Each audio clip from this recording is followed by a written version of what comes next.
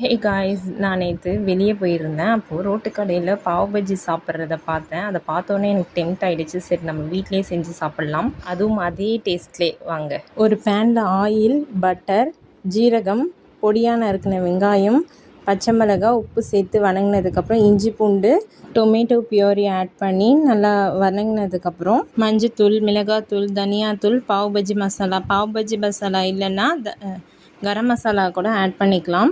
அப்புறம் vegetable, cauliflower, carrot, potato, capsicum போட்டு நல்லா வதங்கினதுக்கப்புறம் வாட்டர் ஆட் பண்ணி க்ளோஸ் பண்ணி ஒரு 15 மினிட்ஸ் அடுப்புலேயே விட்டு எடுத்து அப்படியே அடுப்புலேயே வச்சு அப்படியே மசிச்சு, ஒரு வெஜிடபிள்ஸ்குள்ளே இல்லாமல் அப்படியே மசிச்சுட்டு ஹாஃப் லெமன் போட்டு பட்டரை ஆட் பண்ணி எடுத்து சர்வ் பண்ணலாம். பன் ரெடி பண்ணிவிடுவோமா? அதுக்கு பாவ் பஜ்ஜி பன் இல்லை, நான் சாதா பன்னு தான் எடுத்து நடுவில் ஒரு கோடு போட்டு பட்டர் ஆட் பண்ணி முன்னையும் பின்னையும் திருப்பி போட்டு மேலே மல்லித்தலை ஆட் பண்ணி எடுத்து வச்சு சாப்பிட்டு தான் பாருங்களேன்.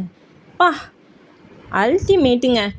ட்ரூலி நான் அடிக்ட் ஆகிட்டேனே சொல்லலாம் இதுக்கு. யாரெல்லாம் பாவ் பஜ்ஜி சாப்பிட்டது இல்லையோ இதை வீட்டில் செஞ்சு பார்த்துட்டு மறக்காமல் கமெண்ட் பண்ணுங்கள் எப்படி இருந்துச்சுன்ட்டு.